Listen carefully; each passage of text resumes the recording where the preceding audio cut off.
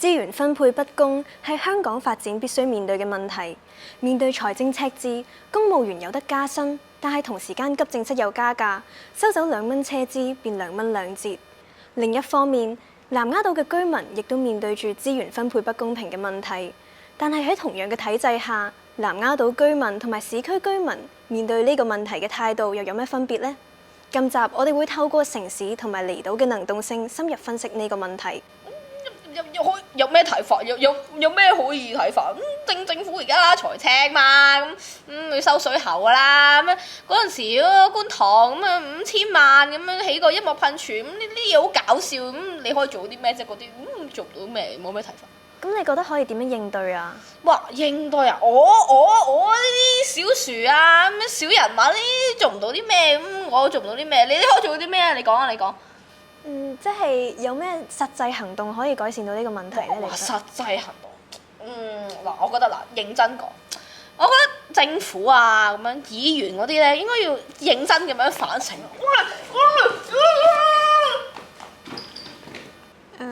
依家點 ？X 先生啊，你住喺南丫島10幾年啦，你有冇覺得邊度資源分配唔公平嘅地方啊？大把地方都唔公平㗎啦，好似依家喺鐵欄北邊嗰個普通科門診診所啊，又細喎，入邊設施又舊喎，跟住我個牆又溶溶爛爛咁樣，仲要平時日頭就係得一個醫生，夜晚就係得護士，跟住之前政府又將啲錢嚟起咗一間新嘅景觀喎，個景觀啊，我參觀過啊，入邊又有泳池又剩咁樣，都幾靚㗎，一定使咗唔少錢啦。咁呢啲咪唔公平咯！我記得之前有個島民啊，佢中風啊，但係就係因為南丫島上面醫療設施唔夠咯，跟住啲流程又混亂喎，跟住嗰個島民第一時間冇接受治療，最後走咗咯。咁都好可惜喎！對於資源分配不公同埋短缺，你哋平時點樣應對㗎？我哋啊，咁資源短缺嚟講，係啲細位有空間做多啲嘢咯，我覺得。好濕碎㗎咋〜咁我哋南丫島呢邊冇咁多遊樂場啊嘛，咁我哋啲居民咪喺沙灘嗰個地方度擺啲公仔啊，咁有啲玩具啊咁，俾啲細路自己分享咯。咁我哋冇街市，咁咪自己擺攤咯。咁唔通下下等人哋俾資源我哋使咩？咁街坊自己互相幫下，創造空間咁咯。離島居民同埋市區居民心態上嘅分別，就係源於喺不同環境下能動性嘅不同。我哋一齊嚟聽下教授點講。首先解釋下 agency， 指個人喺結構性限制下，依然可以主動反思、選擇並採取行動，去影響自己處境與社會環境嘅能力。佢唔係天生性格，而係受社會結構與社區規模、資源分配、歷史經驗、制度設計所形成。當 agency 高時，個人會視自己為改變者；當 agency 低時，就會容易成為被動接受者。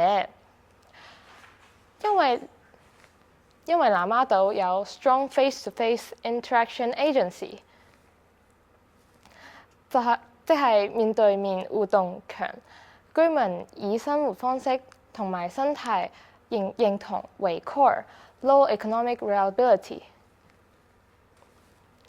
即係好多居民選擇呢個 lifestyle， 就係唔係跟住主流就業，同埋 isolated space， 即係 away from the city power，less daily supervision， 即係讓佢哋有更多自主空間去反思同行動，自己主動 create welfare and space。In contrast， 城市係 non-space， 空間俾 transition， 而唔係 belonging define。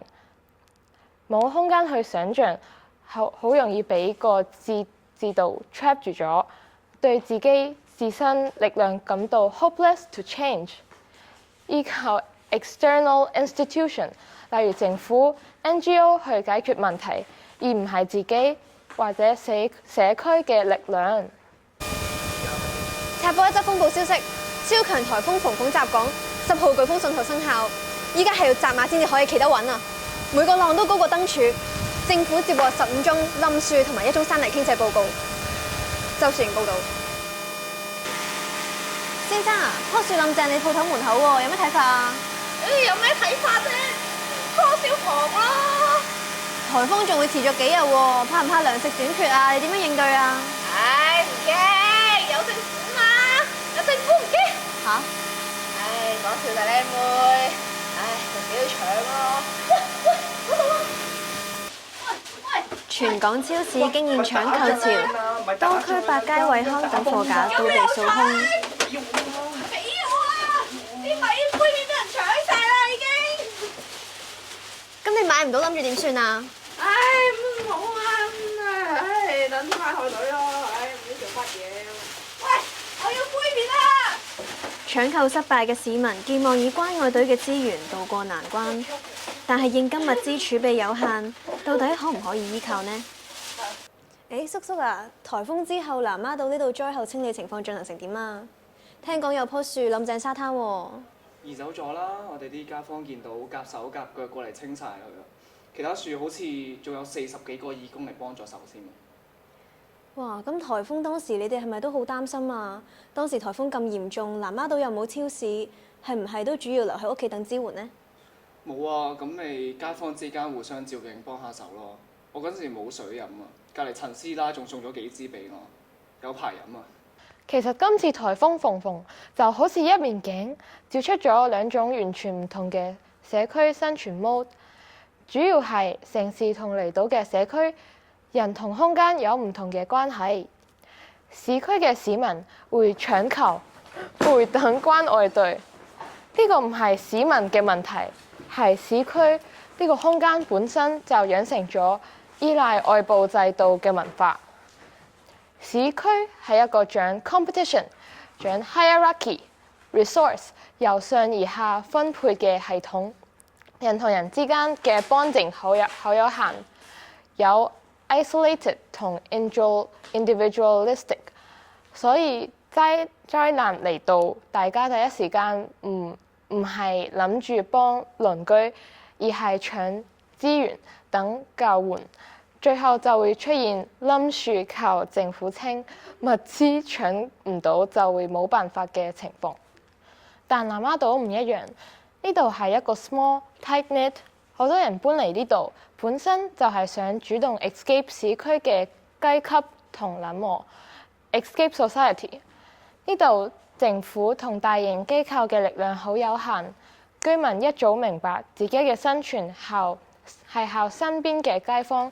唔係靠政府，就好似呢度嘅居民咁講，分水俾隔離阿婆婆，自己搬開擋落嘅冧樹。呢度唔係做好事，係呢度生存嘅基本。